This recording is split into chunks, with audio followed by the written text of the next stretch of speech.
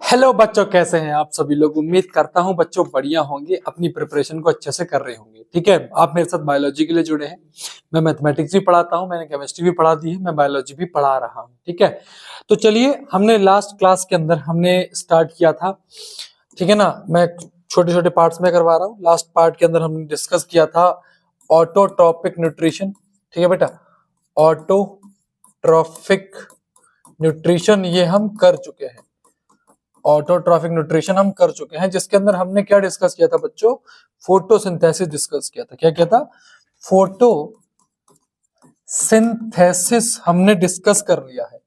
ठीक है ना, तो आज की इस क्लास के अंदर अपन पढ़ेंगे हेटरोट्रॉपिक न्यूट्रिशन। ठीक है ना, हेटरोट्रॉपिक न्यूट्रिशन आज हम डिस्कस करने वाले हैं।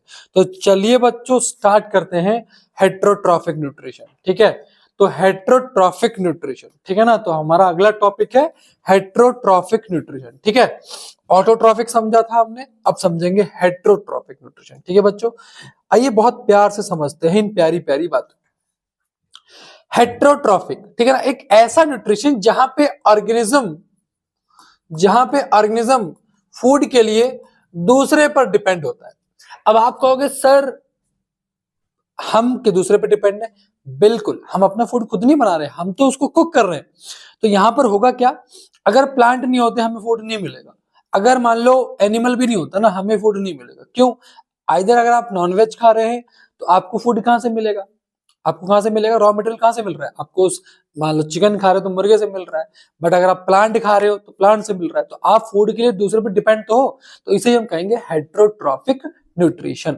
ठीक है, a type of nutrition in which an organism depends on other organism for food. ठीक है, दूसरे पर डिपेंड रहता है, किसके लिए बेटा? फूड के लिए। ये बात आपको समझ में आई बेटा? ये बात समझ में आई। अब इसके ना टाइप्स होते हैं।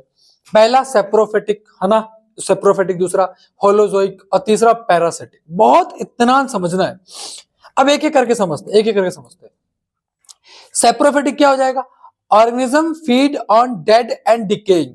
फॉर एग्जांपल, अब तुमने देखा होगा कि आटा, मम्मी ने आटा गूंदा, थोड़े दिन बाद आप आटा गूंद के रख दो, 2-3 दिन बाद देखोगे कि वो उसके ऊपर क्या आ चुका है, वो उसके ऊपर आप देखोगे कि फुफुंदी टाइप की आ चुकी है। समझ में आया? तो हुआ क्या, वो डेड का मतलब मरा हुआ, डिके का मतलब सड़ा हुआ। बात समझ में आई? तो सड़ी हुई चीजों के ऊपर, मरी हुई चीजों के ऊपर जो अपना फूड लेते हैं जो ऑर्गेनिज्म, उसको हम कहते हैं सेप्रोफिटिक। अब ये देखो ब्रेड मोल्ड हो गया, ये उसका एग्जांपल है ब्रेड मोल्ड का। ठीक है बेटा, ये ब्रेड मोल्ड का एग्जांपल है। अब एक बच्चे के माइंड में ये आ रहा होगा, सर यार ये कहां से आ जा रहे हैं, अपने आप कहां से आ जा रहे हैं? सबका जवाब मिलेगा, बट आप समझो इस चीज को। ऐसे ऑर्गेनिज्म जो सड़ी हुई चीजों पर, मरी हुई चीजों पर अपना फूड प्राप्त करते हैं, उसे क्या कहते हैं? सेप्रोफिटिक। समझ में आई मेरी बात? बहुत बढ़िया। अगला समझते हैं holozoic. Feed by ingesting solid inorganic matter. अब सुनना, हम क्या करते हैं, हम सॉलिड मैटर को, फॉर एग्जांपल ग्लूकोज, आप कुछ भी खा रहे हैं, आप इंटेक करोगे, उसको अंदर लोगे अपनी बॉडी में, वो अंदर जाके टूटेगा, अंदर जाके टूट रहा है। समझना मेरी बात को बहुत ध्यान से। ये क्या था? मरी हुई चीजों के ऊपर, सड़ी हुई चीजों के ऊपर फूड ले रहे थे ऐसे ऑर्गेनिज्म। ये क्या करते हैं ऐसे ऑर्गेनिज्म, होलोजोइक, क्या करते हैं? सॉलिड मटेरियल को अपनी बॉडी के अंदर ले जाके ब्रेक डाउन करते हैं, उसे हम कहते हैं होलोजोइक। समझना फिर से, सड़ी हुई चीजों को नहीं, वो तो आपका था सेप्रोफिटिक। सॉलिड मटेरियल को अपनी बॉडी के अंदर ले जाएंगे, अंदर जाके ब्रेक डाउन करेंगे। फॉर एग्जांपल हम इंटेक करते हैं C6H12O6। ये एक सब्सटेंस है, ये कॉम्प्लेक्स फूड है, ये जाके ब्रेक डाउन होगा छोटे छोटे पार्ट्स में। तो इसका मतलब क्या हुआ? हम होलोजोइक हुए। क्यों? क्योंकि हम सॉलिड इनऑर्गेनिक मैटर को इंजेस्ट कर रहे हैं, अंदर बॉडी के ले जा रहे हैं, अंदर जाके ब्रेक डाउन होंगे। ठीक है, अब होलोजोइक में दो टाइप के होते हैं। एक होता है हर्बीवोर। हर्बीवोर का मतलब क्या हुआ? जो प्लांट वगैरह खाते हैं। ठीक है ना, और दूसरा कार्निवोर, ऐसे जो एनिमल वगैरह खाते हैं। अब जैसे फॉर एग्जांपल रैबिट हो गया, ठीक है, होलोजोइक में आएगा। बात समझ में आई? ठीक है ना, उसके बाद आपके इंसेक्ट हो गए, होलोजोइक में आएंगे। फिर तीसरा आता है parasitic. Parasitic obtain food from living on inside the body. अब जैसे मच्छर है, मच्छर आपकी बॉडी के ऊपर आया, मच्छर आपकी बॉडी के ऊपर आया, आपकी बॉडी से उसको क्या मिल रहा है? फूड मिल रहा है। आपकी बॉडी के ऊपर क्या कर रहा है? वो सरवाइव कर रहा है, तो उसे क्या कहेंगे? पैरासिटिक। समझ में आ गया। एक कैस्कुटा अमरबेल नाम का प्लांट आता है, आपने देखा होगा, तो दूसरे पौधे के ऊपर चढ़ जाता है, दूसरे पौधे के ऊपर से अपना फूड ऑब्टेन करता है, तो वो किसका एग्जांपल हो गया? आपका पैरासिटिक का। बात समझ में आ गई? एकदम क्लियर होना चाहिए तीनों चीजें बहुत अच्छे तरीके से, ठीक है। अब सोचो जरा, herbivore, carnivore, omnivore, paramecium, amoeba, ये कैसे हो गए? कैसे हो गए? होलोजोइक। कैसे हो गए? होलोजोइक, ठीक है। Bread mould, Rhizopus, bread mould को राइजोपस भी कहेंगे। मशरूम ईस्ट, ये कैसे हो गए? कैसे हो गए? सेप्रोफिटिक। कैसे हो गए? सेप्रोफिटिक। कैसे हो गए? सेप्रोफिटिक, ठीक है। टेप वर्म, लीस, लीच, कैस्कुटा, ये कैसे हो गए? पैरासिटिक। ये एग्जाम्पल याद रखिएगा बेटा, एग्जाम्पल याद रखिएगा, बहुत इंपॉर्टेंट है, बहुत ज्यादा इंपॉर्टेंट है। ये स्लाइड आपको एक एमसीक्यू देके जाएगी, याद रखिएगा, ठीक है बेटा। क्लियर है? डन है क्या? बहुत बढ़िया। चलिए आगे बढ़ते हैं। अब समझते हैं, ये मैं कह रहा था आपसे कि एक बच्चे के दिमाग में क्वेश्चन आया कि सर ये अपने आप कैसे एनवायरनमेंट में हो जा रहा है। बहुत ध्यान समझना। Mould, bread mould is a type of fungus that reproduce by producing spore. अभी पढ़ाऊंगा ये स्पोर फॉर्मेशन क्या होता है रिप्रोडक्शन में, ठीक है। अब होता क्या है, ये जो स्पोर, ये स्पोर से बनते हैं, ठीक है, ये स्पोर रिप्रोडक्शन करते हैं, स्पोर फॉर्मेशन। ये स्पोर जो होते हैं, ये छोटे छोटे, light weight and present virtually everywhere in our environment. ये स्पोर कहाँ होते हैं? हमारे एनवायरनमेंट में प्रेजेंट होते हैं, हर जगह पे, ठीक है, including the air we breathe.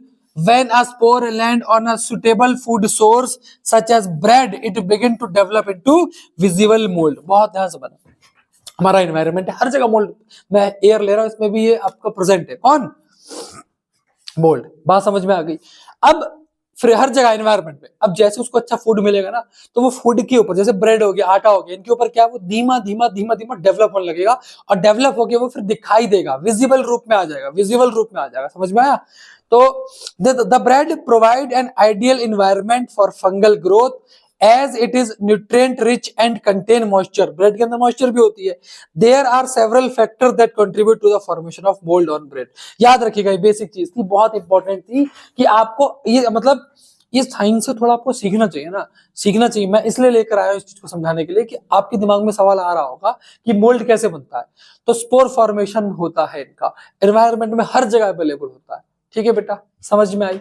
ये बेसिक बात थी आपकी स्पोर फॉर्मेशन के लिए, ठीक है, ठीक है, क्लियर है, कोई दिक्कत तो नहीं। चलिए आगे बढ़ते हैं। अब समझते हैं, अब देखो हमने क्या समझा, हमने समझा हेट्रोट्रॉफिक, हमने समझा बेटा यहाँ पर हेट्रोट्रॉफिक, ठीक है, हेट्रोट्रॉफिक समझा हमने, हमने ये देखा, ये एग्जाम में नहीं पूछेगा, बस आपके अंदर एक क्यूरियोसिटी रहती है, उसके लिए मैंने आपको एक चीज बताई कि शायद कोई बच्चा ऐसा सोच रहा होगा, तब मैंने बता दिया, ठीक है। अब समझते हैं न्यूट्रिशन इन अमीबा। अमीबा क्या है? तो अमीबा एक यूनिसेलुलर ऑर्गेनिज्म है, ओमनीवोर है, ओमनीवोर। ओमनीवोर क्या होता है सर? सर आपने तो बताया था, एक होता है हर्बीवोर, एक होता है हर्बीवोर, और एक होता है कार्निवोर। ओमनीवोर क्या हो जाएगा? ओमनी मतलब दोनों, हर्बी और कार्नी दोनों क्या कहलाएगा? ओमनीवोर। क्लियर है? बात समझ में आ गई? ये एक यूनिसेलुलर ऑर्गेनिज्म है, ठीक है। इसके अंदर जो न्यूट्रिशन का टाइप है वो है होलोजोइक। अब दिमाग में क्रिएट करो, होलोजोइक कैसे हुआ? होलोजोइक कैसे हुआ? होलोजोइक का मतलब वो फूड मटेरियल को अपनी बॉडी के अंदर लेके जाएगा। Very good. इसका कोई माउथ नहीं होता। अरे इसका कोई माउथ नहीं होता, फूड कैसे खाएगा? समझो,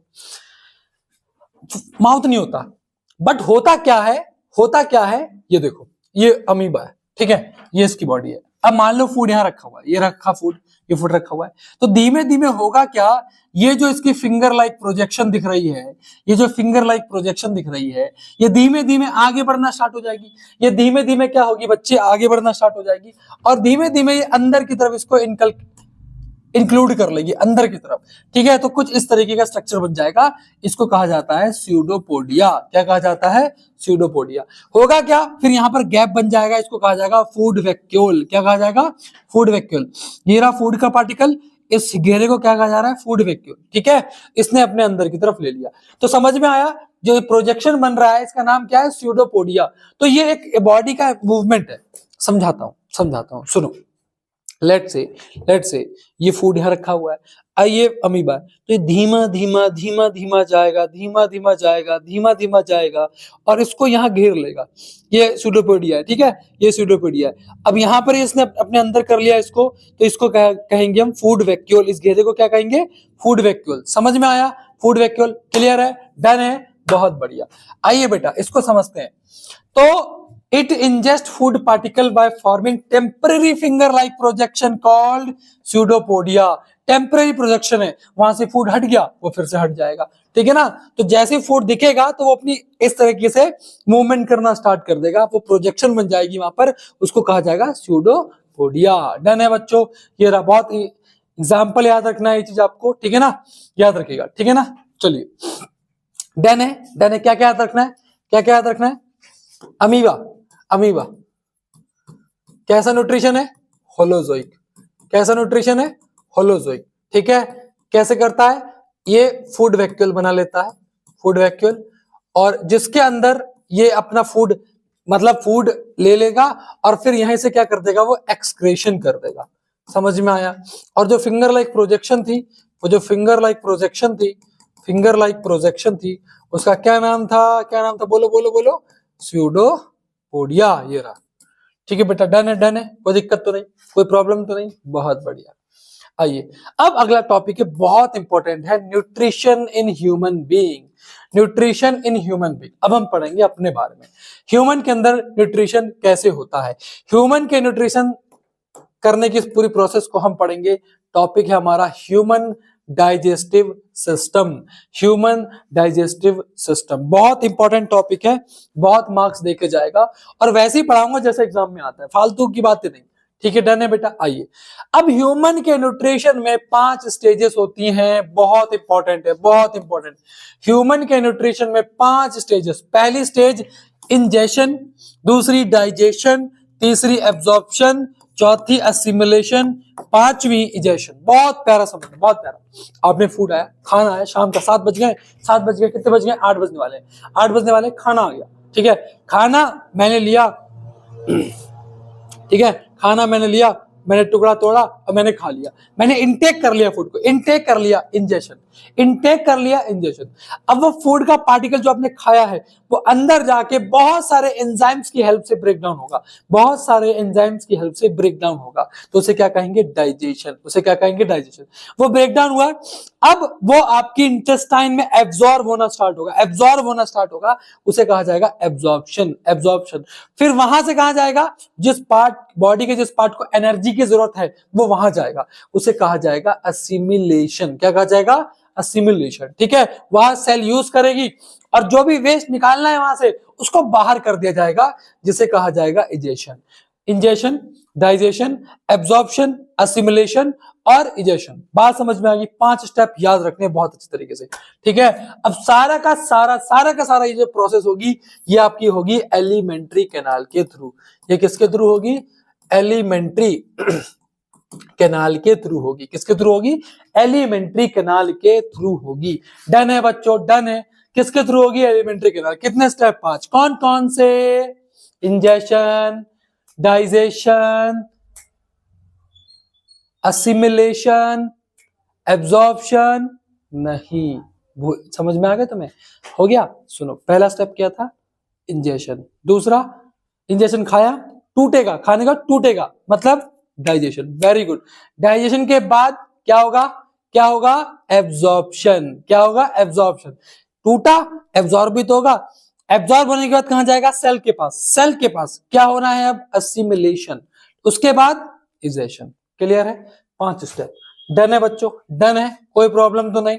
बहुत बढ़िया। आइए आगे समझते हैं। Human digestive system comprises of alimentary canal and associative digestive gland। क्या होता है सर? क्या होता है ये? What is this? Alimentary canal आपके मुंह से लेकर के आपके एक्सक्रेशन वाली जगह तक की पूरी जो नली है इसको कहा जाएगा एलिमेंट्री कैनाल। अब इस पूरी प्रोसेस में बहुत सारे छोटे छोटे केमिकल सिक्रेशन होंगे, बहुत सारे छोटे छोटे एंजाइम सिक्रेट होंगे जो फूड को ब्रेक डाउन करने में हेल्प करेंगे, उसे कहा जाता है डाइजेस्टिव ग्लैंड। क्या कहा जाता है? डाइजेस्टिव ग्लैंड बच्चों, डाइजेस्टिव ग्लैंड। इन दोनों की मदद से पूरा डाइजेस्टिव सिस्टम हमारा क्या होता है, कंप्लीट होता है। पूरा डाइजेस्टिव सिस्टम हमारा क्या होता है, कंप्लीट होता है। चलिए बच्चों आगे समझते हैं। सबसे पहले एक एक करके एलिमेंट्री कैनाल, ये माउथ से लेकर के ये हमारे ये एनस तक है ना, मुंह से लेकर के ये हमारे एनस तक, ये जो पूरी पाइपलाइन है इसको हम एलिमेंट्री कैनाल कहते हैं। ये एक लॉन्ग ट्यूब है जो कि एक्सटेंड करती है बक्कल कैविटी से लेकर के एनस तक। ये जो माउथ वाला हिस्सा है इसको हम बक्कल कैविटी भी कहते हैं, इसको हम बक्कल कैविटी भी कहते हैं। ये 3 फीट लंबी, लगभग 6 से लेकर 9 मीटर लंबी होती है। 3 फीट, मैं 6 फीट का हूं, मैं 6 फीट का हूं, तो 3 फीट मतलब मेरा हाफ कर लो आप, बात समझ में आ गई। ठीक है, तो 3 फीट यानी कि 6 से लेकर के 9 मीटर लंबी होती है। बेटा बात समझ में आई कि नहीं आई? ठीक है, उसके बाद consist of various organ such as mouth. ठीक है ना, इतनी बात समझ में आ गई। Long tube extending from buccal cavity to anus, 3 feet होती है ये, 6 से लेकर 9 मीटर लॉन्ग।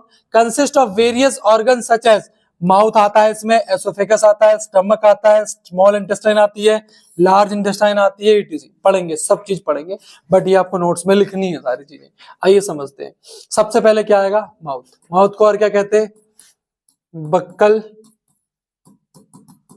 कैविटी। क्या कहते हैं, बक्कल कैविटी। माउथ के बाद इसमें आता है ईसोफेगस। क्या आता है, ईसोफेगस। तो पहली चीज माउथ, दूसरी ईसोफेगस, तीसरा क्या आ रहा है इसमें, स्टमक। स्टमक, उसके बाद यहाँ क्या कनेक्ट है, लीवर। उसके बाद क्या आ रहा है, लीवर। उसके बाद क्या आ रहा है, पांचवा, सुनना, लीवर से कनेक्टेड है गॉल ब्लैडर, लीवर का हिस्सा, लीवर कैसा गॉल ब्लैडर। उसके बाद पांचवा पेनक्रियाज, क्या आ रहा है, पेनक्रियाज। उसके बाद हमारी स्मॉल इंटेस्टाइन, उसके बाद क्या आ रही है हमारी, स्मॉल इंटेस्टाइन। क्लियर है, उसके बाद हमारी क्या आ रही है, स्मॉल इंटेस्टाइन, फिर लार्ज इंटेस्टाइन, उसके बाद लास्ट में एनस, उसके बाद लास्ट में एनस। कुल 8 पार्ट आपको इसके क्या रखने हैं, याद।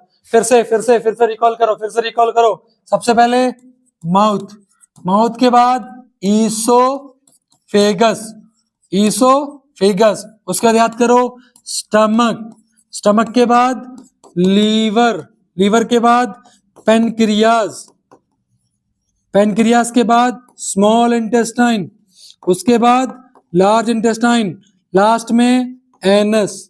कितनी चीज हो गई, 1 2 3 4 5 6 7 8। ईसोफिगस को और क्या कहते हैं, फूड पाइप। क्या कहते हैं, फूड पाइप। क्लियर है, समझ में आ गया, डन है। पहले तो सीक्वेंस याद होना चाहिए बहुत अच्छे तरीके से। पहला काम सीक्वेंस याद रखने का है रे बाबा, क्या याद करने का है, सीक्वेंस। ठीक है, उसके बाद सब कुछ। ठीक है, डन है, इतनी बातें बहुत बढ़िया। आइए बढ़ते हैं इसे। पहला ये क्या था, माउथ। ये क्या था, माउथ, जिसको बक्कल कैविटी भी कहते हैं। ये क्या है, ईसोफिगस।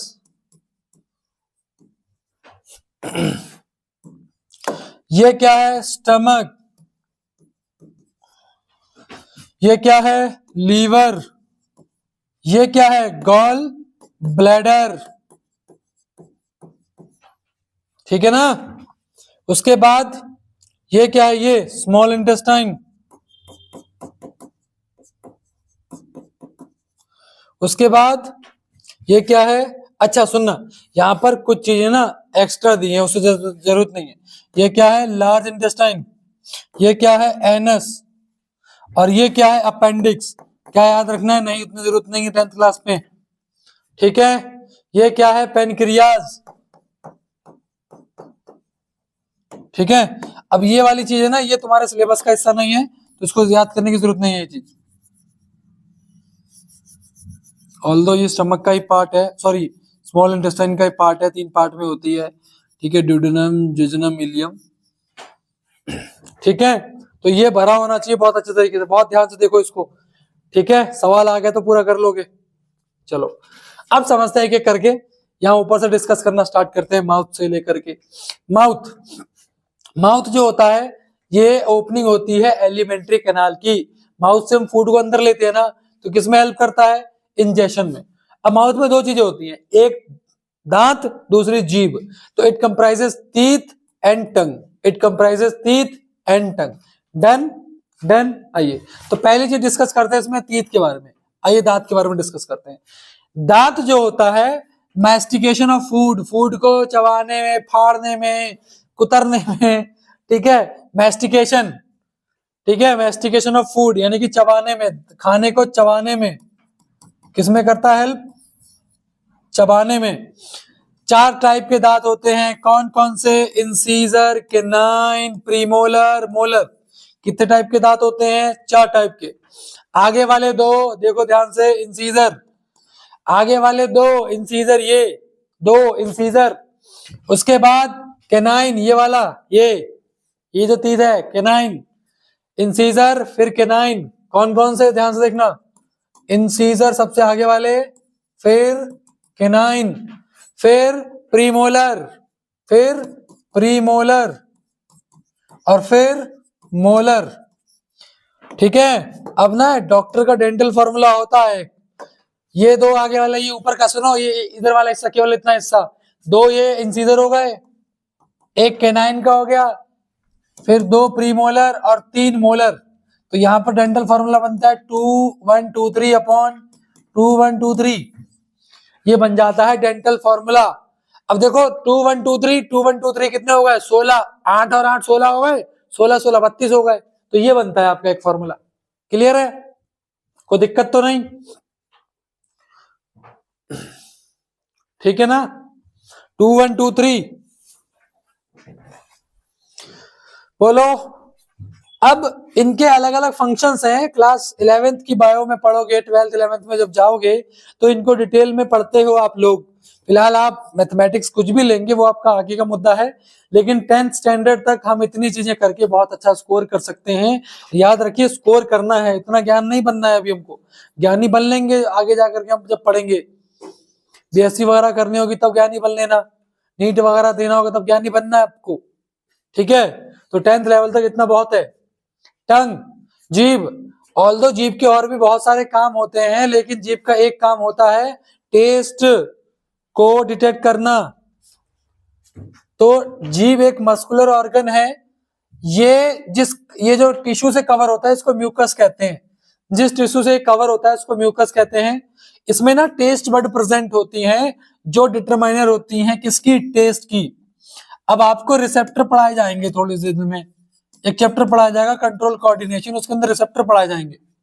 तो इसके अंदर रिसेप्टर होगा गस्टेटरी रिसेप्टर, फिर एक होगा फोटो रिसेप्टर, फिर एक होगा, और भी बहुत सारे हैं जैसे फोनो रिसेप्टर। जब हम रिसेप्टर पढ़ाएंगे आपको तो बताएंगे, ठीक है ना? तो ये आपको चीजें मैं बताऊंगा। इतनी बात समझ में आ गई आपको? Tongue muscular organ covered with tissue called mucus, taste bud present in it are the determiner of taste. Taste bud जो इसमें प्रेजेंट होती हैं वो हमें टेस्ट को डिटेक्ट कराती हैं। क्लियर है? इतना बहुत है। कितने टाइप का टेस्ट होता है? 4 टाइप का, सॉल्टी, स्वीट, सोर, बिटर। बिटर कड़वा, सोर खट्टा, सॉल्टी नमकीन, स्वीट मीठा। ठीक है ना? क्लियर है ना बच्चों? एक्चुअली में जब हम गोलगप्पे वगैरह खाने जाते हैं तब हमको एक टेस्ट लगता है तीखा सा, भाई वो टेस्ट नहीं होता, वो एक्चुअल में इन टेस्ट बड्स का क्या होता है? जलना होता है। वो इन टेस्ट बड्स का क्या होता है? जलना होता है। वो कोई टेस्ट नहीं होता, वो कोई टेस्ट नहीं होता बच्चों। ठीक है, कोई दिक्कत तो नहीं? पक्का?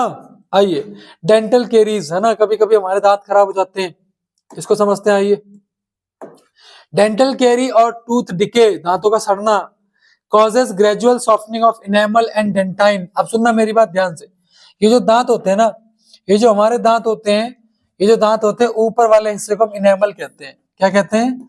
इनेमल कहते हैं। फिर एक और स्ट्रक्चर होता है इसमें डेंटाइन का। ठीक है, तो इनेमल और डेंटाइन ये किससे रिलेटेड है? आपके टूथ से रिलेटेड है, दांत से। किससे रिलेटेड है बच्चों? दांत से। किससे रिलेटेड है? दांत से। इनेमल और डेंटाइन याद रखना, ठीक है? तो it begins when bacteria acting on sugar produces acid that soften or demineralise the enamel. होता क्या है, जब भी हम कोई मीठा वगैरह खाते हैं, ठीक है ना, तो उससे क्या प्रोड्यूस होता है, एसिड प्रोड्यूस होता है। वो एसिड की वजह से हमारा जो दांत है वो खराब होने लगता है। उस केस में हम फिर क्या यूज करते हैं, बेसिक टूथपेस्ट यूज करते हैं, जो कि एसिड को न्यूट्रलाइज कर देता है। जो कि किसको न्यूट्रलाइज करता है, एसिड को न्यूट्रलाइज करता है। तभी तो हम कहते हैं कि हमारा जो दांत टूथपेस्ट है वो बेसिक है, ठीक है ना। तो masses of bacteria cell together with food particles stick to the teeth to form dental plaque। वो एक्चुअल में येलो कलर का ना प्लेग जैसा बन जाता है हमारे दांतों में, है ना, क्योंकि वो उस पे बैक्टीरिया वगैरह क्या करते हैं, वो परफॉर्मेंस देते हैं। परफॉर्मेंस का मतलब क्या हो भाई, वो प्रोड्यूस कर रहे हैं बार बार एसिड, जिसकी वजह से हमारे दांतों में क्या बन जा रहा है, प्लेग बन जा रहा है येलो कलर का। Saliva can not reach the tooth surface to neutralise the acid as plaque cover the teeth. होता क्या है, तो सलाइवा जो होता है वो पहुंच नहीं पाता, कहां नहीं पहुंच पाता, कहां नहीं पहुंच पाता, दांतों की जड़ों तक, क्योंकि वहां प्लेग हो जाता है, जिस वजह से दांत क्या होने लगते हैं, सड़ने लगते हैं। अब जब दांत सड़ जाते हैं तब हमको कहाँ जाना पड़ता है, डॉक्टर के पास जाना पड़ता है। समझे फिर समझना, जब हम मीठा वगैरह खाते हैं तो बैक्टीरिया उस पर क्या करते हैं, एक्ट करते हैं, जिस वजह से बहुत ज्यादा एसिड क्या हो जाता है, उस पर प्रोड्यूस हो जाता है, जिसकी वजह से इनेमल उसका खराब होने लगता है, किसका, दांत का। तो हम क्या यूज करते हैं, टूथपेस्ट वगैरह यूज करते हैं। सलाइवा, ठीक है ना, सलाइवा होता क्या है, वो पहुंच नहीं पाता टूथ की सरफेस तक, क्यों, क्योंकि वहां पे प्लेक आ जाता है, जिस वजह से हमारा जो टूथ है वो खराब होने लगता है। तो हमें क्या करना चाहिए, brushing the teeth after eating remove the plaque before the bacteria produce acid, है ना। लेकिन होता क्या है कि हम तो भारतीय हैं भैया, हम तो एक ही बार ब्रश करेंगे, हमें बार बार ब्रश नहीं करना, एक ही बार करना है, हो गया, दांत सड़ गए, बात खत्म हो गई, ठीक है। तो ये आदत नहीं होनी चाहिए, 2 से 3 बार, मिनिमम 2 बार तो अपने को क्या करना चाहिए, ब्रश करना ही चाहिए, ठीक है ना। टाइम निकाला करो बच्चों, ब्रश करा करो, ठीक है। चलिए आगे समझते हैं।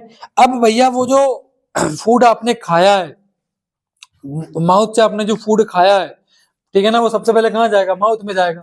अब माउथ में ग्लैंड होती हैं, अब वो ग्लैंड क्या प्रोड्यूस करती हैं, सलाइवा प्रोड्यूस करती हैं। अब वो सलाइवा किस में हेल्प करता है, डाइजेशन में हेल्प करता है। वो सलाइवा किस में हेल्प करता है मेरे भाई, डाइजेशन में हेल्प करता है। कैसे हेल्प करता है, जो फूड हमने खाया है वो बहुत ज्यादा क्या है, कॉम्प्लेक्स है।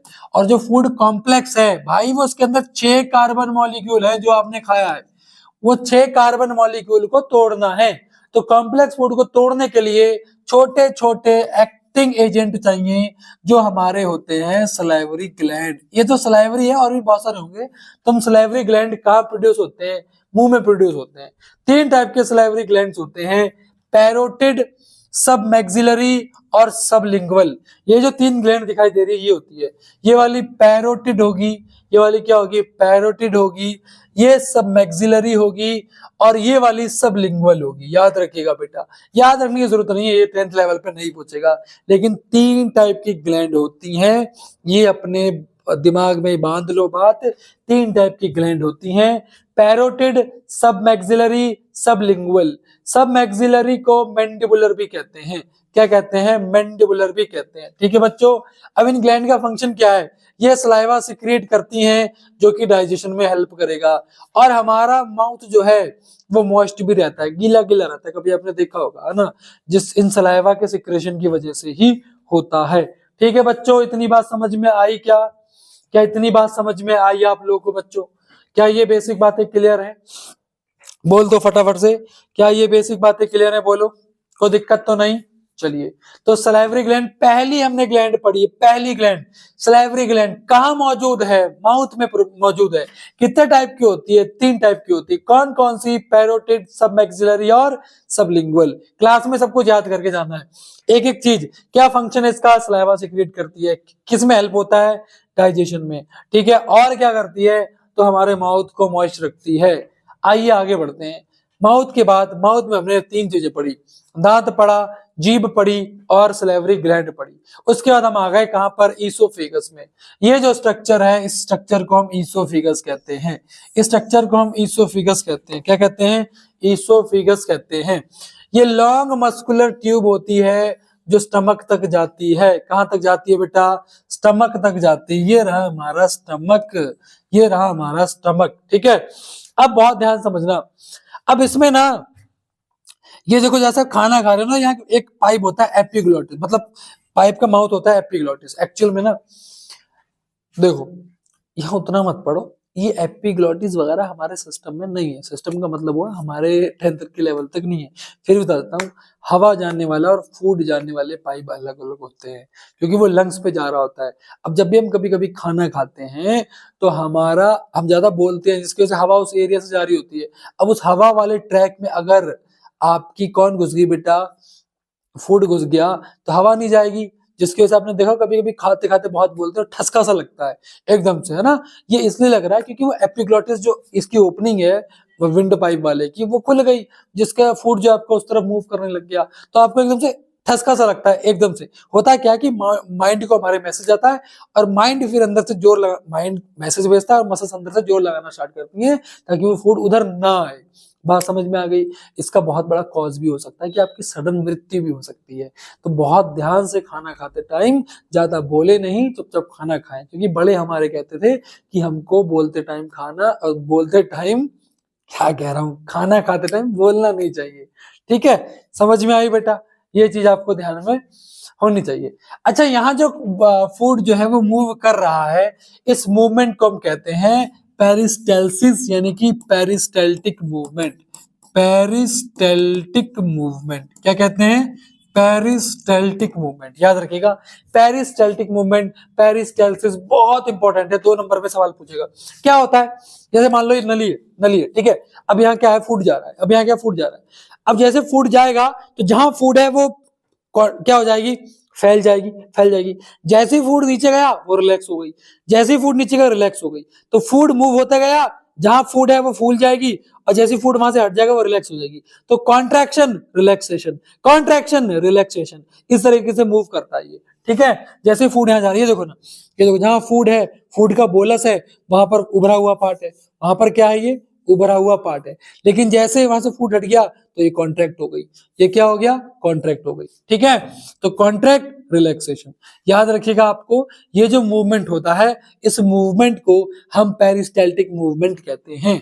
The contraction and relaxation of the food in the esophagus and the food pipe, and the food is forced down the tract to the stomach is called peristaltic movement.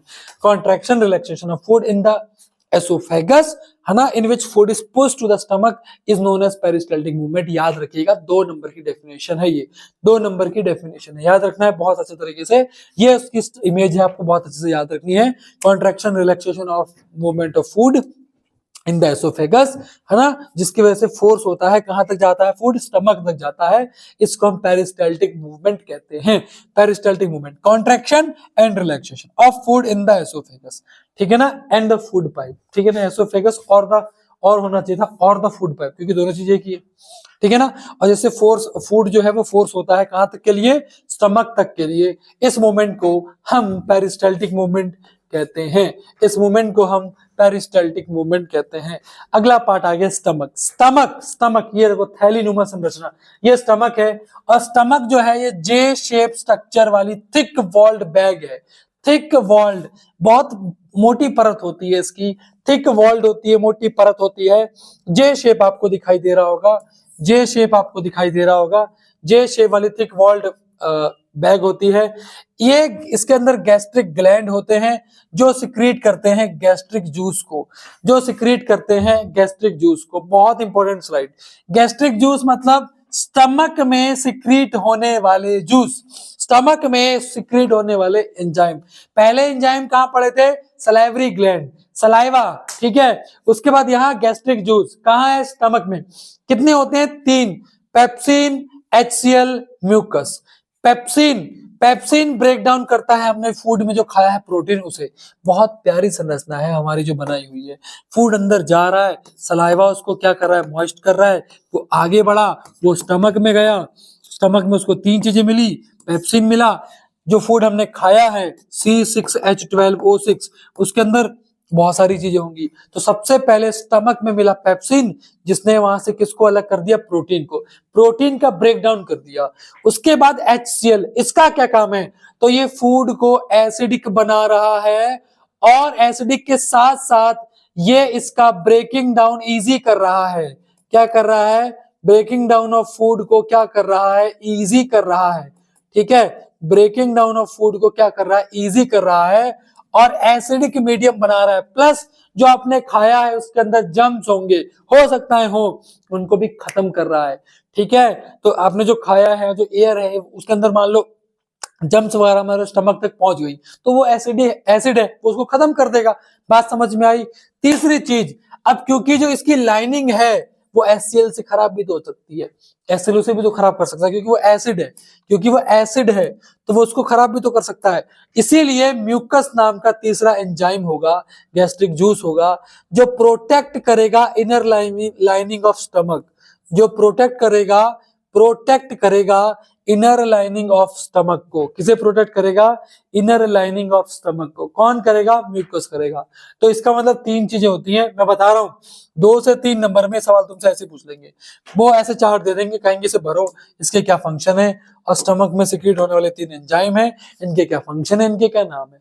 तो ऐसे आपसे सवाल डायरेक्टली पूछ सकता है, याद रखना इस चीज को बहुत अच्छे तरीके से। ठीक है बच्चों, समझ में आया कि नहीं, आप बोलेंगे हाँ जी सर हमको समझ में आया। अब देखो, एक मिनट समझना, अब आगे पढ़ते हैं लीवर के बारे में। किसके बारे में पढ़ेंगे, लीवर के बारे में पढ़ेंगे, क्योंकि स्टमक के बाद कौन था बच्चों, स्टमक के बाद कौन था, स्टमक के बाद कौन था, बोलो बोलो बोलो, स्टमक के बाद कौन था, तो लीवर। तो लीवर के बारे में पढ़ते हैं, चलिए लीवर के बारे में डिस्कस करते हैं। लीवर का फंक्शन क्या है, ये रहा लीवर, ये लीवर है, ये लीवर है, ये गॉल ब्लैडर दिख रहा है आपको। अब लीवर प्रोड्यूस करेगा बाइल जूस, यानी कि बाइल सॉल्ट को प्रोड्यूस करेगा, ठीक है। और ये जो बाइल सॉल्ट है ये किसमें हेल्प करेगा, इमल्सिफिकेशन। अब बाइल सॉल्ट यानी कि बाइल जूस ये ब्रेक डाउन कर रहा है, किसको करेगा बताऊंगा, किसको ब्रेक डाउन कर रहा है, लिपिड, फैट, लिपिड मतलब फैट, तो फैट को ब्रेक डाउन कर रहा है छोटे छोटे पार्ट मॉलिक्यूल्स में।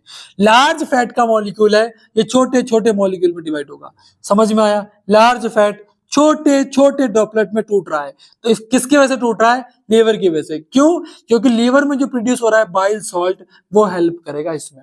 अब बाइल सॉल्ट जितना चाहिए उतना ठीक है, लेकिन बाकी कहाँ स्टोर होता है, तो गॉल ब्लैडर में। कहाँ स्टोर होता है, गॉल ब्लैडर में। कहाँ स्टोर होता है, गॉल ब्लैडर में। याद रखिएगा, बाइल सॉल्ट कहाँ प्रोड्यूस हो रहा है, लीवर में, कहाँ स्टोर हो रहा है, गॉल ब्लैडर में, ठीक है। अब बहुत ध्यान समझना, इमल्सिफिकेशन होता क्या है, इमल्सिफिकेशन बहुत इंपॉर्टेंट है, बहुत इंपॉर्टेंट है, 2 मार्क्स देखे जाएगी, कि breaking down of large fat globules into small fat globules with the help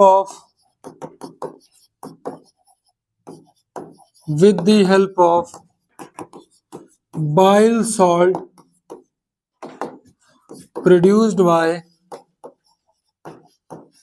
liver is called emulsification. याद रखिएगा, breaking down of large fat globules into small fat globules with the help of bile salt produced by liver is called emulsification. ये इसकी definition होती है, ये आप याद रख सकते हैं। ये लार्ज फैट ग्लोबल्स हैं, ये स्मॉल फैट ग्लोबल्स में टूट गया, इसको हम emulsification कहते हैं। सोचो लीवर ही ना हो तो फैट है ना, कभी कभी कहते हैं कि फैटी एसिड हो गया, सॉरी फैटी लीवर हो गया है ना। तो क्यों हो रहा है भैया, क्योंकि हो सकता है कि उसका जो बाइल सॉल्ट फॉर्मेशन है वो थोड़ा धीमा हो रहा हो, जिसकी वजह से एमल्सिफिकेशन ना हो रहा हो, ठीक है। ऑल तो मैं कोई डॉक्टर नहीं हूं, मैं कोई इसका स्पेशलिस्ट नहीं हूं, बिकॉज देखो 10th लेवल तक पढ़ने के लिए स्पेशलिटी नहीं चाहिए, आपको समझाते आना चाहिए, आपको चीजें आनी चाहिए, ठीक है ना। तो ये रहा आपका एमल्सिफिकेशन, ये रहा लीवर। आगे बढ़ते हैं और स्मॉल इंटेस्टाइन की तरफ आते हैं, लेकिन इससे पहले एक स्ट्रक्चर रह गया हमारा, ये था पेनक्रियाज, ये था हमारा पेनक्रियाज। कहाँ गया भैया, ये था हमारा पेनक्रियाज, ठीक है। ऊपर के सब डिस्कस कर लिया हमने, आइए पेनक्रियाज को डिस्कस करते हैं बच्चों। आइए pancreas, pancreas secrete pancreatic juice which contain enzyme called trypsin, lipase and pancreatic amylase.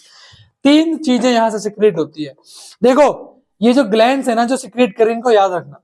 पहला था आपका माउथ, वहां थी सलाइवरी ग्लैंड,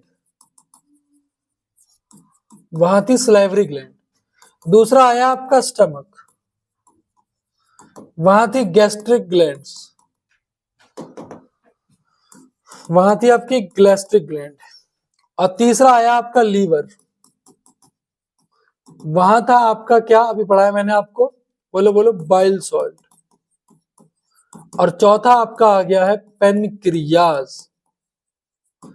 पेनक्रियाज से क्या क्या सीक्रेट होता है, ट्रिप्सिन और पेनक्रियाटिक अमाइलेज और लाइपेज। अब ट्रिप्सिन, ट्रिप्सिन देखो सुनो, इधर पढ़ाया था पेप्सिन, कहां पढ़ाया था, स्टमक में, वो भी किसको डाइजेस्ट कर रहा था, प्रोटीन को। अब आगे जाके प्रोटीन को और कौन डाइजेस्ट कर रहा है, ट्रिप्सिन। ट्रिप्सिन, पेप्सिन, ट्रिप्सिन एक जैसे लग रहा है, pepsin trypsin, pepsin trypsin, pepsin trypsin protein, pepsin trypsin protein, pepsin trypsin protein, याद रखिएगा। पेनक्रियाटिक अमाइलेज कार्बोहाइड्रेट को कर रहा है, इजिली याद हो जाना है। लाइपेज फैट को ब्रेक डाउन कर रहा है। पहले फैट किसने ब्रेक डाउन किया, बाइल सॉल्ट ने। अब कौन ब्रेक डाउन कर रहा है, लाइपेज ने। तो धीमे धीमे हमारी बॉडी में प्रोसेस चल रही है, कोई भी काम मिल बांट के हो रहा है, मिल बांट के हो रहा है, मिल बांट के, ठीक है, लाइपेज, ठीक है। तो बाइल सॉल्ट प्लस लाइपेज, याद रखिएगा, ये क्या कर रहे हैं, फैट को इमल्सिफाइड कर रहे हैं। किसे फाइल कर रहे हैं, bile salt plus lipase fat को इमल्सिफाइड कर रहे हैं, फैट को इमल्सिफाइड कर रहे हैं, मतलब फैट को ब्रेकिंग डाउन कर रहे हैं, तोड़ रहे हैं, ठीक है। तो याद रखिएगा ये चीज पेनक्रिया है ये, और कुछ भी याद रखने की जरूरत नहीं है, ठीक है बेटा। आगे बढ़ जाए क्या, चलिए। स्मॉल इंटेस्टाइन, स्मॉल इंटेस्टाइन हमारी छोटी आंत है, याद रखना छोटी आंत लंबी होती है, स्मॉल इंटेस्टाइन लॉन्ग होती है, और जो लार्ज इंटेस्टाइन है वो स्मॉल होती है। अब सर ये क्या फालतू की बातें कर रहे हो, क्या फालतू की बातें कर रहे हो यार, कंफ्यूज क्यों कर रहे हो, सुनना सुनना सुनो, मैं आपसे कहूं ये और ये, इन दोनों में से बड़ा कौन है, तो आप कहोगे सर अरे यार आपका पेन ज्यादा लंबा है। मैं कहूंगा इसका डायमीटर ज्यादा है, इसका डायमीटर ज्यादा है, तो इसका मतलब ये लार्ज हुआ, ये लार्ज इंटेस्टाइन है, ये स्मॉल इंटेस्टाइन है, इसका डायमीटर छोटा है। डायमीटर के बेसिस पे हम स्मॉल इंटेस्टाइन को स्मॉल कह रहे हैं, और डायमीटर के बेसिस पे हम लार्ज इंटेस्टाइन को लार्ज कह रहे हैं। ऑल्दो लार्ज इंटेस्टाइन शॉर्टर है as compare to small intestine, याद रखिएगा, ठीक है। तो पहला फंक्शन इसका क्या है, साइट ऑफ कंप्लीट डाइजेशन। हमारी बॉडी में पूरी तरीके से फूड कहां टूटता है, स्मॉल इंटेस्टाइन में। आखिरी बार कहां टूटता है, स्मॉल इंटेस्टाइन में। इसके बाद टूटना नहीं होगा, इसके बाद ब्रेकिंग डाउन नहीं होगा, किसी का भी नहीं होगा, ना तो फैट का होगा, ना तो मिनरल्स का होगा, ना तो आपका प्रोटीन का होगा, ठीक है, यही टूट जाएगा सब कुछ। ये सिक्रीट करती है intestinal juice, longest part of alimentary canal, सबसे लंबा पार्ट होता है। ये एब्जॉर्ब करती है nutrients and water from food so they can be used by the body. हमारी जो एनर्जी चाहिए कहां से आएगी, फूड से आएगी। फूड कौन एब्जॉर्ब कर रहा है लास्ट टाइम पे, स्मॉल इंटेस्टाइन। स्मॉल इंटेस्टाइन ऐसी last part of the alimentary canal है जहां फूड एब्जॉर्ब होता है। फूड क्या होता है, एब्जॉर्ब होता है, ठीक है। इसमें 3 रीजन होते हैं, ड्यूडेनम, जिजनम, इलियम। याद रखने की कोई जरूरत नहीं है, कोई जरूरत नहीं है, कोई जरूरत ही नहीं है, बिल्कुल कोई जरूरत नहीं है, मैं बोल रहा हूं। या इन ड्यूडेनम, जिजनम, इलियम को याद रखने की कोई जरूरत नहीं है। एक सेकेंड, ये जो स्टार्टिंग वाला पार्ट है इसे ड्यूडेनम कहेंगे, फिर ये बीच वाला जो पार्ट है जिजनम कहेंगे, और जो लास्ट वाला पार्ट है इसको इलियम कहेंगे। ड्यूडेनम, जिजनम और इलियम। भैया कोई जरूरत नहीं है डीजीआई को याद रखने की, duodenum, jejunum, ileum, DJI, duodenum, jejunum, ileum, 3 part होते हैं, बस बात खत्म। याद रखने की कोई जरूरत नहीं है, याद रखने की कोई जरूरत नहीं है, 10th लेवल तो एग्जाम में कभी नहीं आएगा, ये आपसे मैं बोल रहा हूँ, ठीक है ना, टेंशन ना लो बिल्कुल। भाई तुम्हारा बता रहा है हर एक चीज, तो बस उसी हिसाब से चलो, ठीक है। तो ये चीज समझ में आ गई। अब यहां जो इंटेस्टाइनल जो सिक्रीट हो रहा था, जो इंटेस्टाइनल जो सिक्रीट हो रहा था वो 3 टाइप का था। पहला अब सुनना, अरे यार क्या कह रहा हूं अभी, यहां जो इंटेस्टाइनल जो सिक्रीट हो रहा है वो क्या कर रहा है, वो प्रोटीन को कन्वर्ट कर रहा है किसमें, अमीनो एसिड में। अब प्रोटीन किसने तोड़ा था, सबसे पहले पेप्सिन ने तोड़ा था, और फिर उस पर काम किसने किया था, ट्रिप्सिन में। अब वो प्रोटीन थका हारा बेचारा किसमें कन्वर्ट हो रहा है, अमीनो एसिड में। Protein pepsin, trypsin, pepsin trypsin ने पहले उसको ब्रेक डाउन किया, अब वो किसमें कन्वर्ट हो गया, अमीनो एसिड में। Pepsin trypsin amino, pepsin trypsin amino, याद रखना प्रोटीन की कहानी। फैट, फैट पर सबसे पहले किसने काम किया, सबसे पहले किसने काम किया, तो आप कहोगे सर इस पर काम किया था लीवर में प्रेजेंट बाइल सॉल्ट में। उसके बाद किसने काम किया था, लाइपेज ने काम किया था, बाइल लाइपेज। अब फैट किसमें कन्वर्ट हो जाएगा, फैटी एसिड में। फैट किसमें कन्वर्ट हो जाएगा, फैटी एसिड में। बच्चे जो कार्ब्स हैं वो ग्लूकोज में कन्वर्ट हो जाएंगे, जो कार्बोहाइड्रेट है वो किसमें कन्वर्ट हो जाएगा, ग्लूकोज में कन्वर्ट हो जाएगा। कार्बोहाइड्रेट किसमें कन्वर्ट हो जाएगा, ग्लूकोज में कन्वर्ट हो जाएगा। क्या ये तीनों चीजें क्लियर हुई, क्या ये तीनों चीजें बच्चों क्लियर हुई, क्या ये तीनों चीजें क्लियर हुई कि नहीं हुई, आप बोलेंगे हाँ जी सर हमको बहुत अच्छे से चीजें क्लियर हुई हैं। ठीक है, डन है क्या, ये चीजें डन है बच्चों, बोलो कोई प्रॉब्लम तो नहीं, कोई दिक्कत तो नहीं, प्रोटीन अमीनो एसिड में, ठीक है ना, डन है, कोई दिक्कत तो नहीं बेटा। चलो, तो स्मॉल इंटेस्टाइन के बारे में याद रखिएगा, large site of complete digestion, secrete करती है intestinal juice, longest part of alimentary canal. Intestinal juice में प्रोटीन अमीनो एसिड में कन्वर्ट होता है, फैट फैटी में, कार्बोहाइड्रेट ग्लूकोज में। जरूर पूछेंगे, देखना कनेक्शन बना के याद करना है, कनेक्शन बना के बच्चों क्या रखना है, याद रखना है, कनेक्शन बना के याद रखना है। ठीक है, चलिए आगे बढ़ते हैं। चलिए अब सुनना मेरी बात बहुत ध्यान से, ये स्मॉल इंटेस्टाइन है, ये स्मॉल इंटेस्टाइन है। अब इसमें छोटी छोटी क्या है, छोटी छोटी माइक्रोविलाई है, ये देखो छोटी छोटी माइक्रोविलाईज है ये इस टाइप की। अब इसकी ये विलाई ऐसे होने की वजह से यहां मिलता है इसको सरफेस, क्या मिलता है, सरफेस मिलता है, किसके लिए, एब्जॉर्प्शन के लिए। किसके लिए मिलता है, एब्जॉर्प्शन के लिए एक सरफेस प्रोवाइड करती है ये माइक्रोविलाइज। बस इतना याद रखिएगा, इसके अंदर जो छोटी छोटी माइक्रोविलाइज है ना, ब्रश टाइप की, बिल्कुल ब्रश नहीं होता जैसे वैसे होता है, तो एब्जॉर्ब करते हैं, वो एब्जॉर्ब करती हैं। तो microvilli present in the small intestine provide surface for the absorption. याद रखिएगा, microvilli present in the small intestine provide surface for the absorption. याद रखिएगा ये चीज, ठीक है ना। तो ये इसकी जरूरत नहीं कोई भी, बस माइक्रोविलाई को याद रखिएगा, इसके अंदर जो विलाई होती हैं ये एब्जॉर्प्शन के लिए सरफेस प्रोवाइड करती हैं, किसे, स्मॉल इंटेस्टाइन को। फिर आता है लास्ट में लार्ज इंटेस्टाइन। इसका फंक्शन क्या है, हमारे फूड में जो बचा हुआ वाटर है वो वाटर को एब्जॉर्ब करेगा, कहां से एब्जॉर्ब करेगा, अनडाइजेस्टेड फूड से। बहुत प्यारी सी कहानी है, यहां से फूड कहां जाएगा, लार्ज इंटेस्टाइन में। लार्ज इंटेस्टाइन देखो, फूड यहां तो डाइजेस्ट हो एब्जॉर्ब हो गया ना पूरा, जो जो हमें चाहिए था वो तो एब्जॉर्ब हो गया स्मॉल में। अब जब वो स्मॉल में एब्जॉर्ब हो गया तो अब बचा अनडाइजेस्टेड फूड, जो डाइजेस्ट नहीं हुआ है। ठीक है, जो तुमने मोमो चाउमीन वगैरह खाई वो डाइजेस्ट नहीं होती अच्छे से, तो वो कहाँ गई, लार्ज इंटेस्टाइन में। लार्ज इंटेस्टाइन में उसमें से क्या निकल जाएगा, सारा वाटर निकल जाएगा, वाटर। तो फिर जब आप एक्सक्रीटा करने जाओगे तो एक्सक्रीटा आपको वाटर ही नहीं आता कभी भी, ठीक है ना, हाँ वाटर कभी कभी आता है जब लार्ज इंटेस्टाइन का फंक्शन गड़बड़ा जाता है। ठीक है, तो ये लार्ज इंटेस्टाइन क्या करती है, एक्सेस वाटर को अनडाइजेस्टेड फूड से क्या करती है, एब्जॉर्ब कर लेती है। इसके तीन पार्ट होते हैं, सीकम, कोलोन और रेक्टम।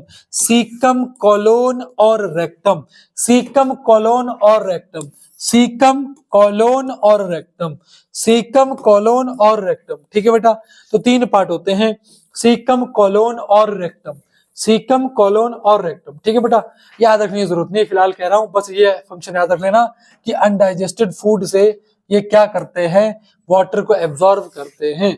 याद रखिएगा इतना पॉइंट, ठीक है। चलिए उसके बाद होता क्या है, उसके बाद होता क्या है, उसके बाद होता क्या है, आप फिर जैसे यहां से ये जो इस ट्रैक में हुआ क्या, अनडाइजेस्टेड फूड से क्या हुआ, वाटर एब्जॉर्ब हुआ, और फिर आप एनएस से जाकर के इसको क्या कर देते हो, एक्सक्रीशन कर देते हो, निकाल देते हो। अब एनएस में भी तो कंट्रोल होगा ना, ऐसा तो है नहीं आपने ऊपर से खाया हुआ डाइजेस्ट हो गया अपने आप निकल जाएगा बाहर, नहीं, वो तो कंट्रोल हो रहा है वहां से। तो जो कंट्रोल हो रहा है वहां पर, यहाँ पर एनएस में मसल मौजूद है, एनएस स्पिंस्टर मसल्स, ठीक है ना। एनएस स्पिंस्टर मसल्स जो है ये रेगुलेट करती है एक्सक्रीशन को। ये किसको रेगुलेट करती है, एक्सक्रीशन को रेगुलेट करती है। याद रखिएगा बच्चों, एनल स्पिंस्टर मसल जो होती है ये रेगुलेट करती है किसे, एक्सक्रीशन को। ठीक है ना, याद रखिएगा इतनी चीजें। अब ये सारी चीजें हमारी होती हैं कंप्लीट अच्छे तरीके से। ठीक है बच्चों, कोई प्रॉब्लम तो नहीं आई, कुछ भी अगर प्रॉब्लम आ रही है, अगर आप कोई भी प्रॉब्लम फेस कर रहे हो, please guys let me know. ठीक है, मुझे पता चलनी चाहिए चीजें कि हमारे बच्चों को प्रॉब्लम कहाँ आ रही है।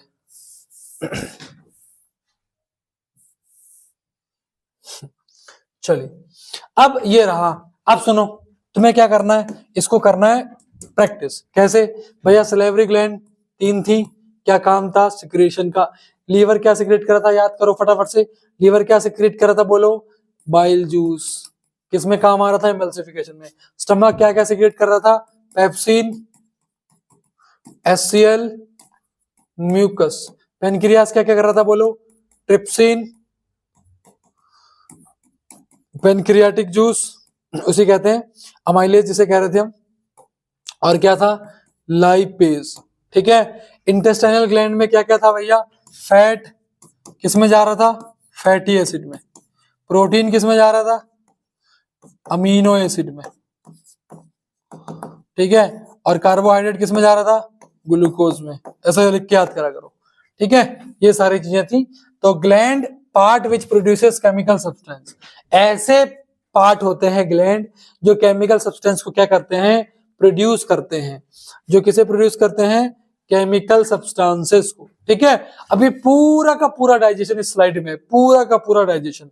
आइए समझते हैं इस चीज को, पूरा का पूरा digestion. Mouth break off food particle assist in producing spoken language. ठीक है, फूड पार्टिकल को ब्रेक डाउन करता है। ठीक है, लैंग्वेज को स्पोक करने में हेल्प करता है। ठीक है। सलेवरी ग्लैंड सलाइवा प्रोड्यूस करती हैं। हमारा जो माउथ है वो मॉइस्चर रहता है, एज अ लुब्रिकेंट काम करता है। ठीक है। उसके बाद एसोफेगस ट्रांसपोर्ट करता है फूड को। स्टमक क्या करता है, स्टोर करता है फूड को। पेप्सिन डाइजेस्ट प्रोटीन इसके अंदर से। HCl एक्टिवेट करता है एंजाइम को। म्यूकस प्रोटेक्ट करता है स्टमक वॉल को। ठीक है, याद रखना। उसके बाद लीवर ब्रेक डाउन करता है किसे, बहुत सारी, break down and build up many biological molecule. उसके बाद स्टोर, इसमें बाइल जूस का प्रोडक्शन होता है। और स्टोर करता है गॉल ब्लैडर, कहाँ, मतलब क्या स्टोर करता है गॉल ब्लैडर, बाइल सॉल्ट को। फिर आती है स्मॉल इंटेस्टाइन, कंप्लीट डाइजेशन होता है यहाँ पर। ठीक है ना। उसके बाद यहाँ पर देखो ये जो मैंने आपको बताया था कि प्रोटीन जो है वो अमीनो एसिड में कन्वर्ट होगा। ठीक है, ये सारी चीजें लिखी हुई हैं। उसके बाद हमारा लार्ज इंटेस्टाइन पे आ जाते हैं। तो यहाँ पर वाटर, एक्सेसिव वाटर का एब्जॉर्प्शन होता है। पेनक्रियाज में चीजें मैंने आपको बताई। फिर लास्ट में एनस आ जाता है, opening for elimination of faeces. Faeces मतलब वेस्ट होता है। ठीक है, तो ऐसी चीजें हमारी हैं पूरी। ये एनसीईआरटी के क्वेश्चंस हैं। क्वेश्चंस को हम अलग से लेंगे। क्वेश्चंस को कहाँ लेंगे हम, अलग से लेंगे बेटा। क्वेश्चंस को हम कहाँ लेंगे, अलग से लेंगे। ठीक है, क्वेश्चंस को हम अलग से लेंगे। Although how are fat digested in our bodies लिख दीजिएगा भैया। पहले कौन करता है, फैट पे काम लीवर करता है, फिर लाइपेज कर, लीवर में बाइल सॉल्ट करता है, फिर लाइपेज करता है। What is the role of saliva, saliva का फंक्शन लिख दीजिएगा।